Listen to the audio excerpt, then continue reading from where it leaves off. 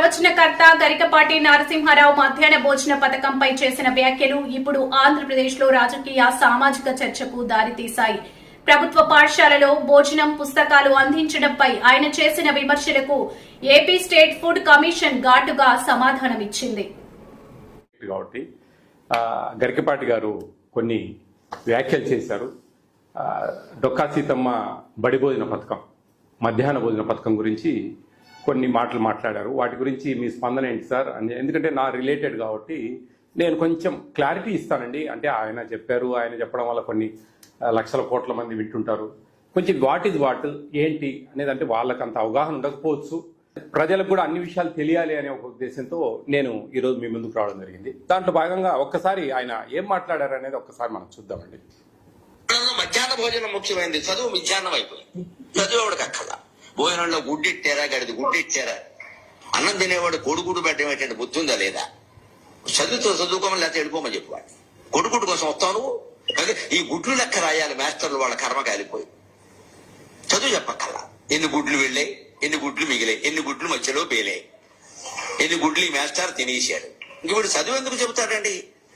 అసలు పిల్లలకు భోజనం పెట్టడం ఏంటంటే వాళ్ళ భోజనాలు వాళ్ళు తెచ్చుకోవడం మానేమానండి.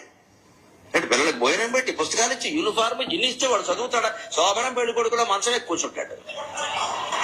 ఎందుకు చదువుతాడు వాడు? విద్యార్థికి ఎన్ని సౌకర్యాలా అవసరమా? చదువు రావట్లేదు ఎవరికి, భోజనాలే వస్తున్నాయి. పైగా అందులో బల్లి పడింది, పిల్లి పడింది, పడదా?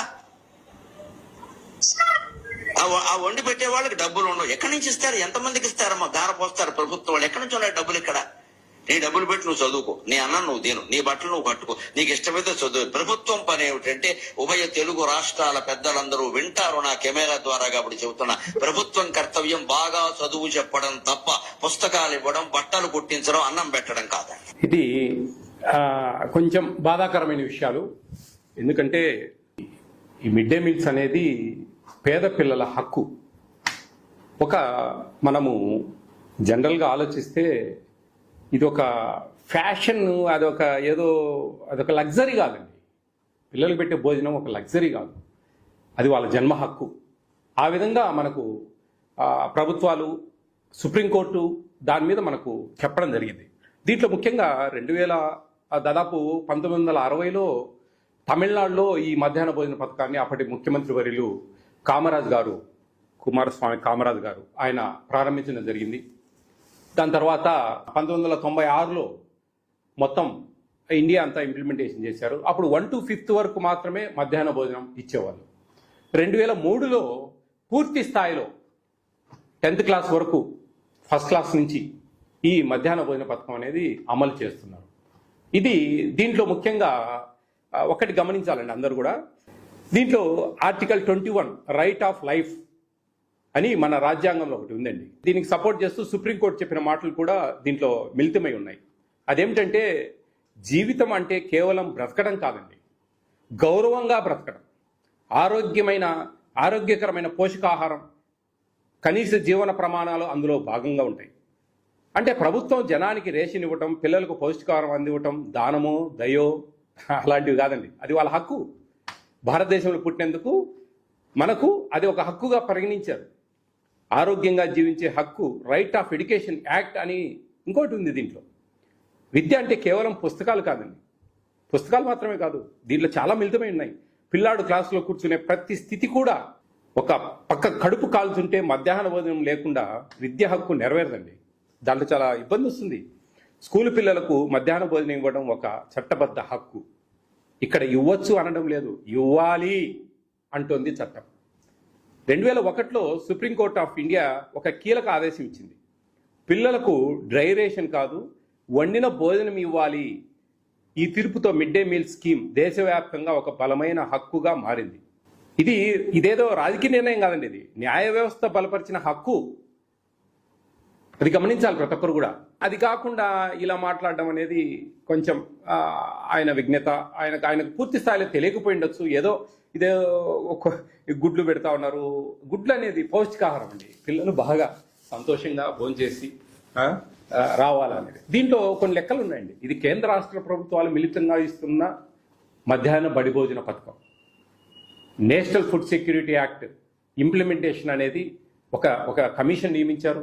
మేము కూడా ఈ మధ్యాహ్న భోజనం గురించి అవేర్నెస్ తెస్తున్నాము, సక్రమంగా జరగాలి అనే దీంట్లో primary, upper primary, high school, junior colleges దాదాపు 43,701 ఇన్ని ఇన్స్టిట్యూషన్స్లో మనము మిడ్ డే మీల్స్ ఇస్తున్నాం. దాదాపు 31,42,706 మంది భోజనం చేస్తూ ఉన్నారు. దీంట్లో మనకు 60% షేర్ అనేది సెంట్రల్ గవర్నమెంట్ ఇస్తుంది. తర్వాత స్టేట్ గవర్నమెంట్ 40%గా దీన్ని అక్కడి నుంచి వస్తాయండి అన్నీ కూడా, దానికి సంబంధించిన డబ్బులు అవన్నీ కూడా. దీన్ని ఆ లెక్కలన్నీ మీకు చూపిస్తా ఉన్నా. దీంట్లో ముఖ్యంగా 1 to 5th లోపు పిల్లలకు ప్రభుత్వము ₹6.78 కర్రీ చేసినందుకు, 6th to ఇంటర్మీడియట్ పిల్లలకు ₹10.17 కేటాయించారు. దాంట్లో 60% సెంట్రల్ గవర్నమెంట్, 40% స్టేట్ గవర్నమెంట్ షేర్లో వస్తుంది. వంట వాళ్ళ జీతాలు అవి సెంట్రల్ గవర్నమెంట్, స్టేట్ గవర్నమెంట్ షేర్లో ఇస్తుంది. రైస్ ఉచితంగా వెళ్తాయి. ఎగ్స్, చిక్కీస్ ప్లస్ రాగి మాల్ట్కు సంబంధించి, రాగి మాల్ట్ అండి ఇది సత్యసాయి ట్రస్ట్ వాళ్ళు 50% వాళ్ళు, 50% స్టేట్ గవర్నమెంట్ పెట్టుకుంటా ఉంది. రాగి మాల్ట్ బెల్లానికి, జాగ్రీకి, ఇది గమనించాలి అందరూ కూడా. సత్యసాయి ట్రస్ట్ పుట్టపర్తికి సంబంధించిన వాళ్ళు దీన్ని పార్టిషన్గా మన ఏపీ స్టేట్లో గత ప్రభుత్వం నుంచి ఈ విధంగా ఏర్పాటు చేయడం జరిగింది. ఇది ఈ విధంగా ఉంటాయండి షేర్స్. ఆ విధంగా మనకు లెక్కాచారాలన్నీ ఉన్నాయి క్లియర్గా. ఇవన్నీ గమనించాలి అందరూ కూడా. ఏదో దానమో ధర్మమో భిక్షమో పెట్టట్లేదండి. ఈ భారతదేశంలో పుట్టినందుకు ఒక హక్కు. దీనివల్ల పిల్లలు మంచిగా స్కూల్కి రావాలి, మంచిగా చదువుకోవాలి. మధ్యాహ్నం అనేది ఇంటి దగ్గర ఆ తల్లి పొద్దున 8 కల్లా తయారు చేసి పంపించాలంటే అది మెత్తబడిపోతుంది మధ్యాహ్నానికి.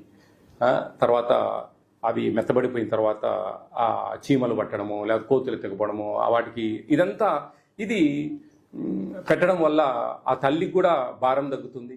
మంచిగా పిల్లలను పొద్దున్నే తయారు చేసి పంపిస్తుంది. వీళ్ళకి మంచి డైలీ 5 రోజు 5 ఎగ్స్, సాటర్డే ఒక స్వీట్ పొంగల్ ఇస్తారు. ఆ ఎగ్స్ తినడం వల్ల పిల్లలు కొంచెం ఎదిగే పిల్లలండి, ఆరోగ్యంగా ఉండాలి. పేద పిల్లలండి, మనకేమి పేద పిల్లలకి ఇస్తున్న దాన్ని కూడా మనము డబ్బులతో లెక్కాచారాలు వేస్తా ఉన్నామంటే కొంచెం అర్థం చేసుకోవాలా. ఇది నాకైతే కొంచెం బాధించింది నా మనసు. ఎందుకంటే నేను ఇంత అవేర్ చేసి ఇంత తిరిగి కరెక్ట్గా పెట్టాలా అని చెప్పేసి ఇంత మేము న్యాయబద్ధంగా ఫుడ్ సెక్యూరిటీ యాక్ట్ అనేది ఎలా దీంట్లో చాలా సిస్టమ్ ఉంటుంది. ఒక బాయిల్డ్ ఎగ్ ఇవ్వలేదు, లేదా ఒక పూట భోజనం పెట్టలేదు ఒక స్టూడెంట్కు, అర్హత కలిగిన పిల్లవాడికి అంటే వాళ్ళు మాకు ఒక పిటిషన్, ఒక లెటర్ పెడితే కనుక 125% ఫైన్ వేస్తుంది ఏపీ స్టేట్ ఫుడ్ కమిషన్. ఆ తప్పులు ఏమైనా చేస్తే కన్నా ఏదైనా అక్కడ మా చిన్నగా అవిని పెట్టకపోవడము, అవి అమ్ముకోవడం అలా చేస్తే సస్పెండ్ చేయమని చెప్పి మేము DGRO, district grievance redressal officer JC గారు, మాకు జాయింట్ కలెక్టర్ గారు, మాకు ఫుడ్ కమిషన్కు DGRO ఆయనకు రికమెండ్ చేసి సస్పెండ్ చేయించచ్చు, ఫైన్లు వేస్తాం. ఇవన్నీ ఉన్నాయండి దీంట్లో. ఇవి ఇన్ని సుమోటోగా తీసుకుని కేసులు పెడతాం.